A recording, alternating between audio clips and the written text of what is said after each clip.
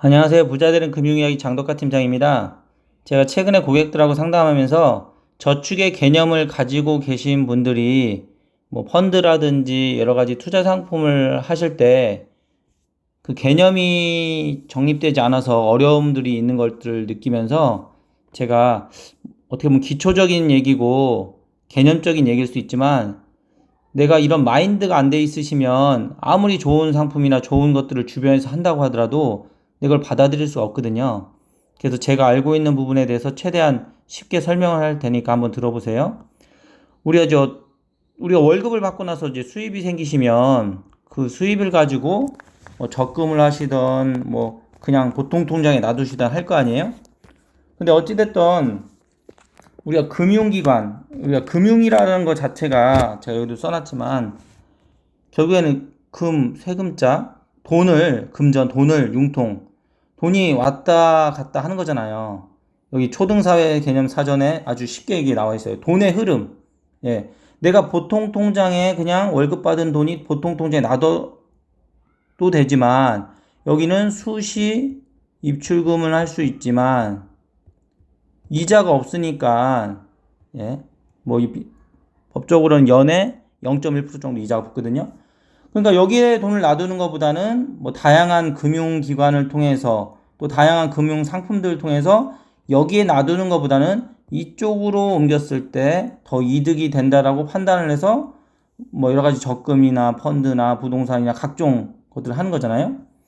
여기서 했지만 남아도는 돈을, 그러니까 A 쪽에서 남는 돈을 이쪽에다가 옮겨주면 여기에서는 또 돈을 필요로 하는 C한테 또 빌려주고 이렇게 하는 게 이게 금융이에요. 그러면 자주 아니면 다양한 방식으로 돈이 왔다 갔다 하는 것들을 많이 하시고 자주 하시고 잘 하시는 분이 돈을 많이 버는 거잖아요. 근데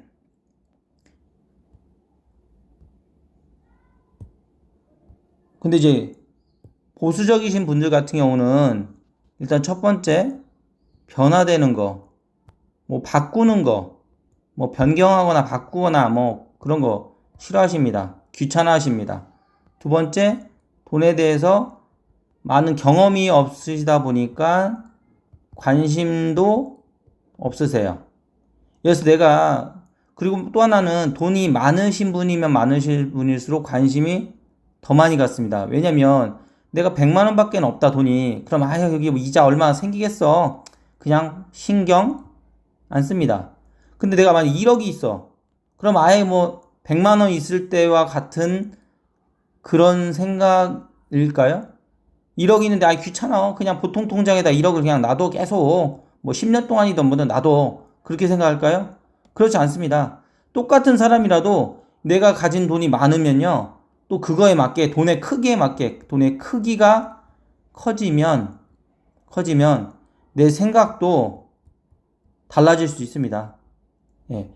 그런 관점에서 제가 많이 설명을 드리고 관심을 가지시라고 하는데, 또 실제 내가 이런 경험이 없거나 돈이 별로 없거나 아니면 내가 관리를 안 하시거나 그런 분들은 관심을 가지라고 해도 관심을 가질 수가 없습니다. 그건 저도 압니다. 예. 그래서 제가 이런 부분에 말씀을 다시 한번 드리는 거고요. 또 하나는 어쨌든 뭐 1금융인 농협이라든지 하나은행 이런 데다가 1년에 1% 정도 이자 붙는 거를 오랜 시간을 하셨던 분일지라도 똑같은 은행의 적금 예금인데 여기는 예를 들어서 연에 2%를 이자를 준다고 하면 옮기잖아요. 내가 농협에 30년 동안 농협을 거래했는데 어떻게 내가 신협으로 바꿔? 라고 생각하는 분이 있을 수도 있습니다. 아니면 귀찮아 뭐 또 바꿔. 그럴 수도 있긴 해요. 하지만 어쨌든 금융이라는 걸 통해서 내가 조금이라도 이자를 더 증가하게 하려면 뭔가 돈을 옮기고 변화를 줘야 되잖아요. 그런데 내가 현재 A라는 곳에 맡긴 돈이 마이너스 2%가 된 상태고 B에 맡긴 돈은 지금 플러스 1%가 된 상태예요. 근데 여기는 연에 이자를 예를 들어서 2%를 준다고 해요. 여기는 연에 이자가 1%예요. 그러면 1년 후에는 여기는 마이너스 1%가 될 거고 여기는 플러스 3%가 되겠죠. 여기 2년이 됐을 때는 여기는 0% 원금이 될 거고 여기는 5%가 되겠죠. 그런데 저축의 개념이라든지 이런 거 재테크에 대해서 관심이 없는 분들 같은 경우는 내가 만약 돈이 필요해요. 돈이 필요해. 그러면 원금에 대한 집착.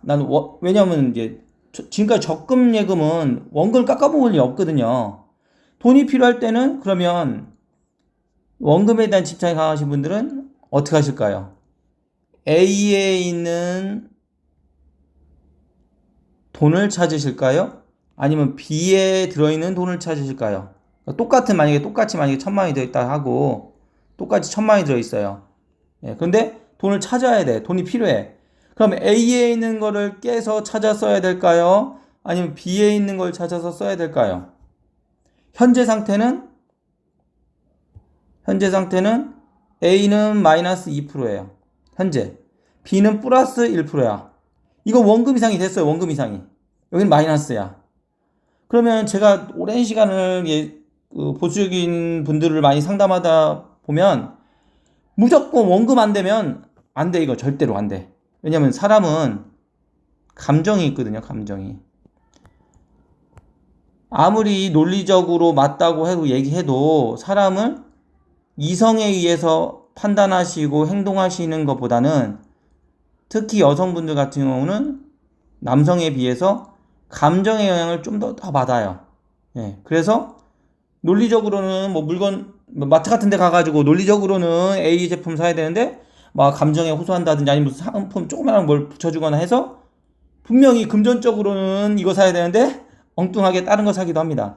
어쨌든 그게 제가 좋다 나쁘다 아니라 사람인지라 감정의 영향을 받을 수밖에 없다 보니 분명히 보세요.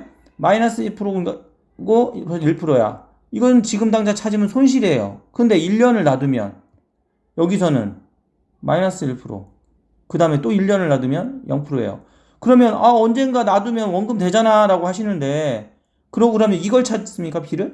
B는 놔두면 5%가 붙는데 그러면 이걸 놔두면 이건 나중에 2년 뒤에 5%가 이득이 되는 거고 만약에 A를 안 찾고 B를 찾아버리시면 내가 어떻게 보면 5%의 이자를 받을 수 있는 걸 나는 그러니까 2년 뒤에 5% 이자 받을 수 있는 걸 나는 못 받으니까 손해가 나는 거예요. 손해가요.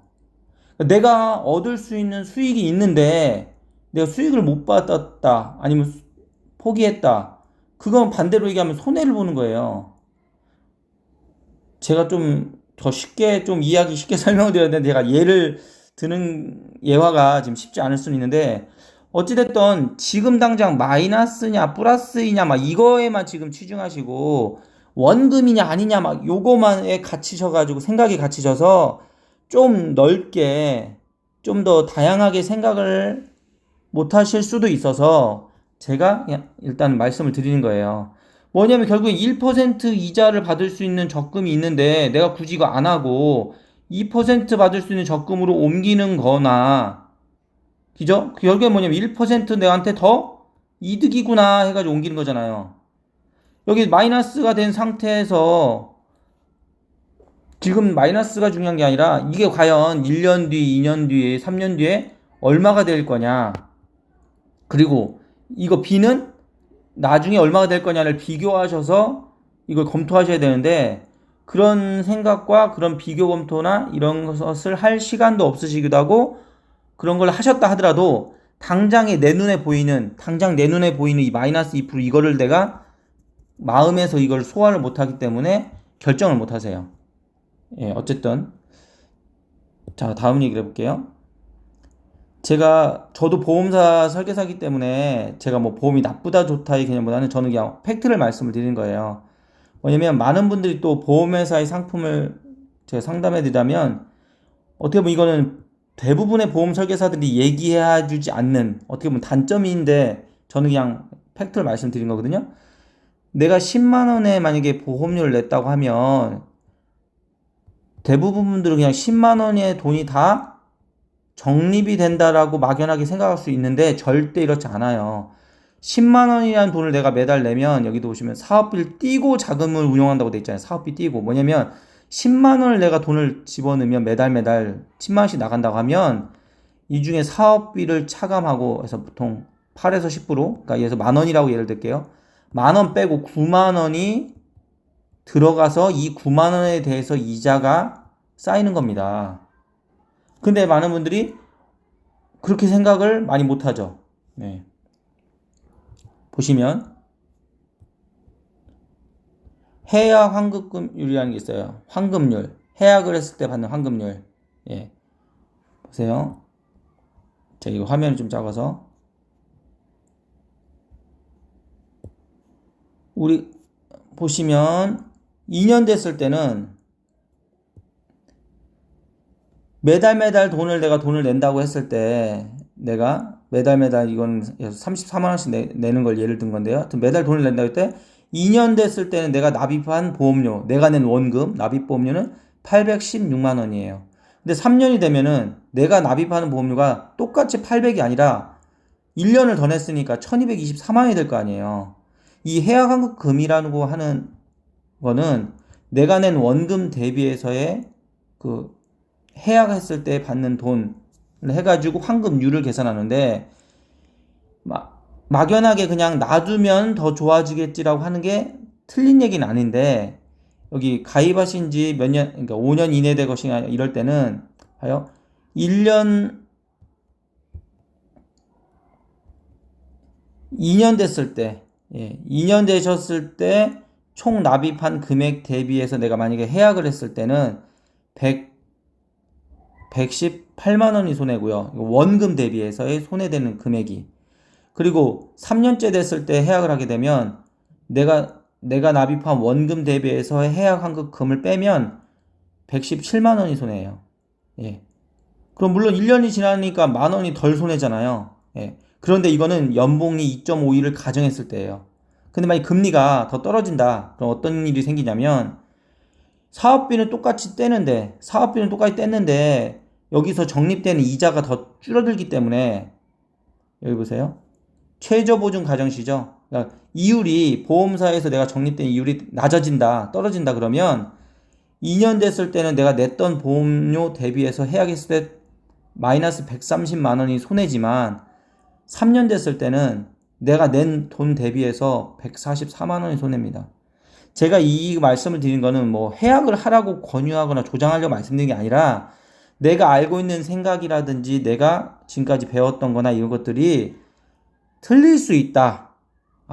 내가 아는 게 또 다가 아닐 수 있다. 그러니까 좀 더, 배워야 되겠구나. 그렇지 않을 수도 있구나라고 생각하시라고 제가 지금 말씀을 드리는 거고요. 그리고 여기 제 비교를 해드릴게요. 제가 이제 연말정산 때 세금 돌려받는 연금저축을 많이들 제가 상담을 해드리는데 보세요. 요 세액공제 받는 연금저축 요거는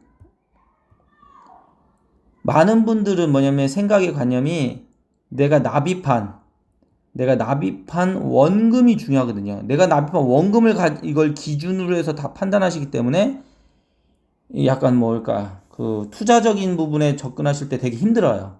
왜냐면 원금은 돼야 되거든 무조건 이 생각에 딱 잡히셔 있기 때문에 더 이상의 생각이나 이것들이 좀 유연하지 못해요. 보시면 여기 총 납입 보험료 내가 낸 원금이잖아요. 원금은 1080만 원이에요. 1080만 원. 근데 이게 세액공제되는 연금저축을 제가 전산해 있는 거 보험회사의 전산을 제가 캡처해서 지금 설명드리는 거예요. 납입 원금은 1080만 원인데 내가 가입한 지가 얼마 안 됐으면 아까 말씀드렸듯이 사업비 때문에 적립금 있죠. 1080만 원을 돈을 내셨지만 납입한 보험료가 현재 적립된 적립금 총 적립금은 1044만 원입니다. 1044만 원. 그러면 내가 낸 원금보다는 지금 적립된 돈이 더 적은 거죠. 적은 거예요. 그런데 만약에 해약을 하게 된다면 만약에 이 세금 돌려받는 연금저축 같은 경우는 해약을 하게 된다면 세금을 떼요. 이게 155만 원, 그러니까 16.5% 세금을 떼기 때문에 실제로 해약 시에는 적립된 돈은 1044만 원인데 해약 시에는 이렇게 888만 원만 받습니다. 해약 시에는. 그럼 이거는 뭐냐면 해약을 했기 때문에 해약을 하기 전에 적립된 돈에 비해서 해약을 했을 경우에 더 손해가 보이게 되는 거잖아요. 손해가 나게 되는 거죠. 예. 근데 어쨌든 계약 이전하는 거는 해약이 아니기 때문에 그냥 여기 있는 적립된 돈을 그대로 옮겨가는 거기 때문에 손해가 아니라고 저는 말씀을 드리는 거고, 제가 말씀드린 손해가 아니라는 거는 적립된 돈이 그대로 넘어간다는 뜻에서 손해가 아니라는 건데, 그 보통 고객분들은 내가 낸 원금 대비해서를 자꾸 생각하시다 보니까 손해지 않냐라고 말씀하세요. 물론 아니 그렇게 그 관점에서는 그게 맞아요. 손해죠. 원금 대비해서는. 근데 왜 이 말씀드리냐면 세액공제된 연금 말고 비과세 저축이라든지 비과세 상품도 있어요. 보험사에 가입하신 비과세 저축. 이걸 보시면 총 적립금 있죠. 총 적립금이 확대를 할게요. 총 적립금과 해약을 했을 때 해약 환급금이 같아요. 예. 보시면 2,680만 원이에요. 들어있는 돈이. 근데 내가 찾겠다고 해약을 하면 2,680이 그대로 2,680입니다. 예. 지금 만약에 마이너스 1.7% 돼 있는 환급률이 100%라고 하는 게 원금이거든요. 총 납입보험료는 2,727만 원인데 내가 지금 현재 상태는 마이너스 1.7이고 마이너스 1.7%이고 원금도 안 됐기 때문에 여기서 이자도 발생이 안 돼 있어요. 이자도 발생이 안 돼 있기 때문에 세금도 없습니다. 왜냐면 이때 같은 경우는 보세요. 그러니까 해약을 하면 그럼 손해지 않냐라고 말씀하시는 게 맞는데, 다르게 생각하시면 여기 안에 이 보험사 상품 안에 지금 현재 손해나고 있는 돈이가 원금 대비해서는 손해된, 사업비를 띄니까 손해된 금액이 지금 들어있는 거예요. 근데 지금 찾으시면 손해가 되는 거고, 원금 대비해서 뭐 한 2, 3년 지난 다음에 찾으시면 물론 여기서도 이자가 쌓일 거니까, 이 적립된 돈에서 이자가 쌓일 거니까 나중에는 언젠가는 원금이 되시겠죠. 예. 근데 어쨌든 뭐냐면 중요한 거는 옮겼기 때문에 더 추가적으로 뭐 손해가 발생되는 게 아니라 손해나고 있는, 현재 마이너스 되고 있는 거를 옮기시는 거고, 또 하나는 내가 그러면 이 보험사 상품에 도대체 1년에 연에 이자가 1% 붙는 거냐 2%씩 붙는 거냐를 생각해 보셔야 되잖아요. 그러면 아까 적금을 비교한 것처럼 A라는 곳에 내가 지금 들어있는 돈이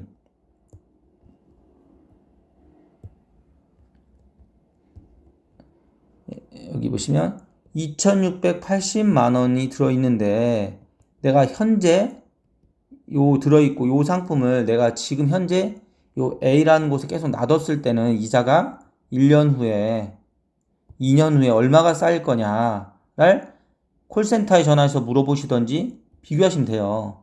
그리고 여기 1년에 연에 1% 이자가 붙는 거냐 2%씩 이자 붙는 거냐 이걸 물어보시면 되고요. 그러면 이걸 만약 단순하게 그냥 해약만 해가지고 보통 통장에 놔두거나 어디 그냥 지출해버린다. 그럼 그냥 손해로 끝나는 거예요. 끝난다. 예, 손실이죠. 그냥 손해만 끼치는 거예요.